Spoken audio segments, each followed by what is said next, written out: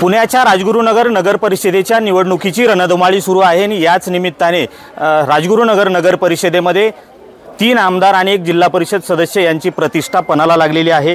प्रचार घरोघरी सुरू आहे। आपल्यासोबत शिवसेना गटाचे नेते आहेत। प्रतिष्ठा पणाला लागली, कसं पाहता या सगळ्या निवडणुकी? प्रतिष्ठा दररोज काम करतो समाजामध्ये, त्याला समाज त्या ठिकाणी मतदानाच्या रूपाने आशीर्वाद देणार आहे। त्यामुळे आमची प्रतिष्ठा पणाला नाही आहे, तर त्यांची प्रतिष्ठा पणाला लागलेली असं म्हणावं लागेल। दुसरी गोष्ट म्हणजे 3 आमदारांच्या विरोधात आम्ही जरी निवडणूक लढलो असलो तरी आमचा अजेंडा एकच आहे की आमची केलेली कामं, आज आपण या प्रभागामध्ये आहोत, या प्रभागामधली आमची 5 नंबर प्रभागाची कामं हे जनतेसमोर आहेत आणि त्या कामाच्या जोरावरच आम्ही जनतेपुढे जातो आणि मतं मागतो। त्यामुळं निश्चित जनता आम्हाला त्या ठिकाणी कौल देते आणि प्रत्येक फेरीमध्ये आमच्या बरोबर फिरणाऱ्यांची संख्या ही वाढत चाललेली। पहिल्या फेरीमध्ये त्याच्यापेक्षा जास्त दुसऱ्या फेरीत होती, आज ही 5वी 6वी फेरी आहे आमची आणि याच्यामध्ये देखील लोकांचा उत्स्फूर्त प्रतिसाद आहे आणि याला हेच आहे की या गोष्टीला उत्तर फक्त जनता देईल। बाकी खरं तर राजगुरुनगरच्या समस्या प्रचंड आहेत, म्हणजे पाणी असतील, रस्ते असतील, ड्रेनेज असतील, कचऱ्याची समस्या, ह्या समस्या सगळ्या असताना तुम्ही आता जनतेमध्ये जात आहेत, काय लोकांचा प्रतिसाद आहे आणि ह्या समस्या कशा सोडवल्या जातील? नक्की या ज्या समस्या आहेत ह्या गेल्या 4 ते 5 वर्षामध्ये प्रशासकीय काळामध्ये रखडलेल्या समस्या आहेत। या काळामध्ये त्या काळातील जे आमदार आहेत त्यांनी जर त्या ठिकाणी जनतेच्या भावना समजून घेऊन आणि त्या ठिकाणी क्रेडिट कोणाला जाईल याचा विचार न करता जर काम केलं असतं तर घंटागाडी असेल, त्या ठिकाणी शुद्ध पाण्याचा प्रश्न असेल, ड्रेनेज व्यवस्थापनाचा प्रश्न असेल किंबहुना राजगुरुनगरच्या इन्फ्रास्ट्रक्चरमध्ये काही बदल करायचे, याच्याबाबतचा जो निधी आहे तो फक्त त्यांना हवे त्या ठिकाणी दिला। पण जनतेच्या मोठ्या समस्या ज्या आहेत, पिण्याच्या पाण्याची समस्या आहे, तर ती 3-3.5-4 कोटीच्या फंडामध्ये आज 24 तास पाणी लोकांच्या दारात असतं, तर त्याच्याकडे दुर्लक्ष केलं गेलं। कारण यामध्ये क्रेडिट कोणाला मिळेल, तर पूर्वी ज्यांनी सत्ता उपभोगली, ज्यांच्या माध्यमातून त्या ठिकाणी योजना मंजूर झाली, ती ग्रामपंचायतच्या काळात झाली, नगर परिषदच्या काळात झाली, त्या लोकांना क्रेडिट मिळेल म्हणून थांबवलं। नाहीतर आज पाणी शुद्ध पाणी चासकामान धरणातनं आपल्या पिण्याच्या टाक्यांमध्ये येतं आहे, पण त्याचं व्यवस्थापन होत नाही, डिस्ट्रीब्युशन होत नाही। अशाच प्रकारे STPचा प्रकल्प देखील त्या ठिकाणी रखडलेला आहे।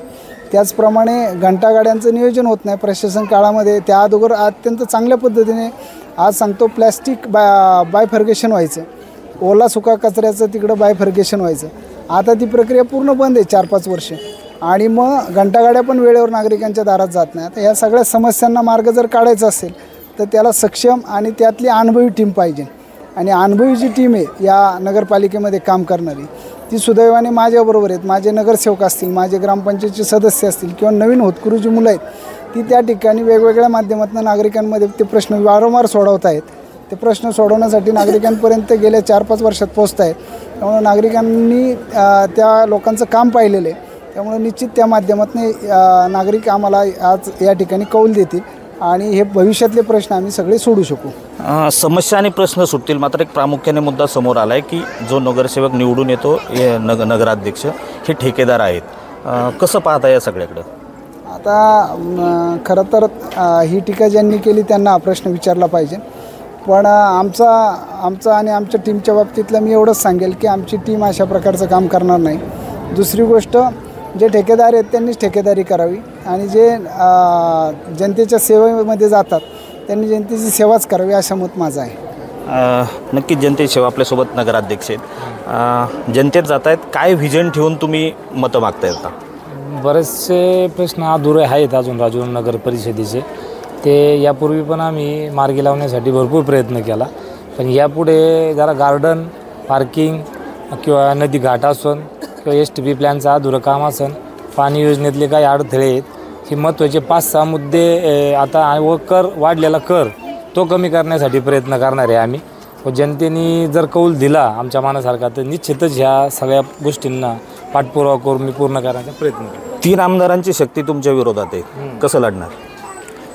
3 आमदारांची शक्ती जरी विरोधात असली तरी आमचं काम राजगुरुनगर शहरासाठी मी गेले 25-30 वर्ष करतो आहे व प्रत्येक माझ्या अखत्यारीतले 2 ते 3 प्रभाग मी पूर्णपणे सातत्याने पूर्ण वेळ देऊन की तिथल्या मुलांचं संघटन घेऊन त्यांना पण हाताशी घेऊन बरेचसे प्रश्न लोकांचे मार्गी लावलेत आणि जरी आमदारांचा विरोध असला तरी निश्चितच काम विजयी होईल.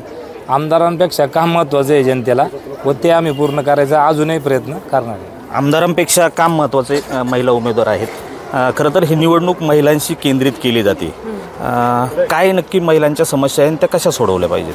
महिलांच्या समस्या म्हणजे कचऱ्या संबंधित जास्त करून आहे आणि रोजचं पाणी पुरवठा.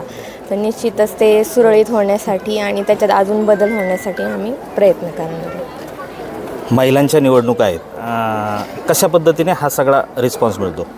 रिस्पॉन्स हा कामाची पावती 100% भेटणार आहे नाडली रोडून आम्हाला विश्वास आहे. माझ्यासोबत ज्योतिताई वाडेकर यांना पण आणि मंदेश दादाला सुद्धा प्रभाग क्रमांक 5मधून जास्तीत जास्त लीड असेल. नक्कीच निवडणुकीचा प्रचार सुरू आहे, मात्र राजगुरुनगरमधल्या समस्या गंभीर आहे. पाण्याचा प्रश्न असेल, ड्रेनेजचा प्रश्न असेल, शहरातली वाहतूक कोंडी असेल, हे सगळे प्रश्न अनुत्तरित आहेत. पुढच्या काळामध्ये प्रत्येकजण हे आश्वासन देतो ही कामं पूर्ण करणार, मात्र प्रत्यक्षात राजगुरुनगरचा विकास कशा पद्धतीने होणार आणि या निवडणुकीच्या सभांमध्ये आरोप प्रत्यारोपांच्या फेरीमध्ये शहराचा बकालपणा पुढच्या काळात परत वाढणार का, हे सगळं पाहणं महत्त्वाचं ठरणार आहे. व्हिडिओ जर्नलिस्ट सुमित भोसलेसह मी रोहिदास गाडगे, साम टीव्ही न्यूज, राजगुरुनगर, पुणे. देश विदेशातील प्रत्येक घडामोडींचे लाईव्ह अपडेट मिळवण्यासाठी आता साम टीव्हीच्या सर्व सोशल मीडिया प्लॅटफॉर्मला लाईक, फॉलो आणि सबस्क्राईब करा. तसंच सर्व नोटिफिकेशनसाठी बेल आयकॉन प्रेस करायला विसरू नका.